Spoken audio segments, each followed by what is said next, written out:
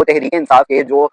बाशऊर लोग हैं, जो सोचने समझने की सलाहियत रखते हैं, वो फिर इस बात को महसूस करते हैं और इस पर वो हेजिटेट होते हैं कि जनाब यही दिन जो मुतनाज़ा होते हैं, इनकी तारीख का तयन क्यों किया जाता है, वो कौन लोग होते हैं जो ये हुक्म जारी करते हैं। आपको आसिया याद होगी, वो मलूना जिसने नबी करीम सल्लल्लाहु अलैहि वसल्लम की ज़ात के ऊपर गुस्ताखी की थी, जिसका उसने सरेआम वहाँ पर अदालत में भी एतराफ़ किया था, इकरार किया था, लेकिन उसको उस दौरे हुकूमत के अंदर बड़े प्रोटोकॉल के साथ मुल्क से फरार करवा दिया गया। ये सारी चीज़ें हमारे अंदर चूँकि एक वो सब्र का पैमाना नहीं है, और हम अब इस वक़्त जिस तरह हमें कहा गया कि आपने अज़ान देनी है पार्टी के वर्करान को, तमाम लोगों को, और उन्होंने उनकी आवाज़ पर, उनकी सदा पर लब्बैक कहा, और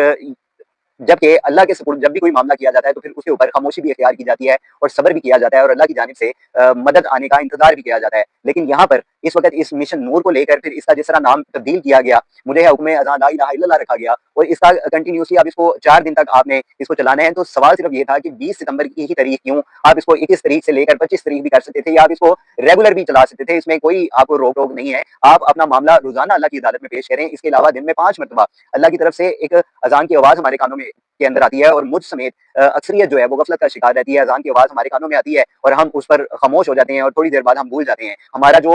इस वक्त मुआशरे की जो सूरत हाल है और जिस तरह की हमारी जिंदगियां बन चुकी हैं, यकीनन हम फ़राइज़ की अदायगियों में कोताहियां कर रहे हैं। जो अल्लाह ताला ने जिम्मेदारियां हमारे ऊपर लगाई हैं, हम उनसे कोताहियां कर रहे हैं, हम अल्लाह से इस्तग़फ़ार नहीं कर रहे, हम अल्लाह के हुज़ूर तौबा नहीं कर रहे। तो फिर अल्लाह खुद फरमाता है कि मैं तुम्हारे ऊपर ऐसे ही हुक्मरान जो नाजिल करूंगा, जो तुम्हारे ऊपर जुल्म करेंगे। और इस वक्त पूरे पाकिस्तान के ऊपर यकीनन एक आजमाइश का वक्त है। जिस तरह की कुदरती आफात ने इस साल पाकिस्तान को लपेट में लिया, जिस तरह का सैलाब आया और जिस तरह की तबाही और बर्बादी हुई, यकीनन ये हमारे अमाल का नतीजा है, और अल्लाह बेशक अपने बंदों को आजमाता है। लेकिन आपको ये यकीनन याद रखना चाहिए कि आप सबसे पहले मुसलमान हैं, आप खत्म नबूवत के वारिस हैं। आपके ऊपर ये फर्ज है कि आपने नबी सल्लल्लाहु अलैहि वसल्लम की जो हुर्मत है उसकी पासदारी करनी है, और अपने इर्द गिर्द अपने मुआशरे के अंदर जो सीरत नबी है, जो नबी सल्लल्लाहु अलैहि वसल्लम की ज़ात मुबारक है, उसके हवाले से ज्यादा जो आगाही है वो लोगों के अंदर डिस्ट्रीब्यूट करनी है। आप जब तक अपने आप को, अपने किरदार को उसके मुताबिक नहीं ढालेंगे, आप इसी तरह अखलाकी गिरावट का शिकार रहेंगे, आप इसी तरह एक दूसरे के ऊपर गालिम गलौज करते रहेंगे, आप इसी तरह एक दूसरे को नीचा दिखाने की कोशिश करते रहेंगे, तो यकीनन ये बातें मजीद अल्लाह की नाराजगी का बायस बनेगी। रही बात इस सारे प्रोसेस की, तो यकीनन मुसीबत के वक्त और आजमाइश के वक्त और किसी सदा के वक्त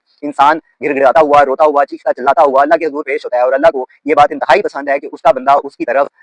घसीटता हुआ, रोता बिलखता हुआ और इसी तरह चीखता चिल्लाता अल्लाह के पास जाए और अल्लाह से अपने गुनाहों की का एतराफ़ करे, अल्लाह से अपनी माफ़ी मांगे। तो यकीनन अल्लाह अपनी जो लोग हैं जो इस कायनात के अंदर रहते हैं उनके ऊपर अमन और जो सलामती है वो नाज़िल फरमाएगा, अल्लाह अपना फज़ल व करम फरमाएगा। लेकिन ये सारी चीज़ें इंतहाई काबिल गौर हैं, और इनको हर वक्त तनकीदी पहलू से नहीं देखना चाहिए, बल्कि उसको पॉजिटिव लेकर उसके लिए ऐसे हालात पैदा करने चाहिए जो कि हमारी जो मुआशरा है उसको बेहतर बनाने के लिए फ़ायदेमंद साबित हो सकें। जज़ाकल्लाह।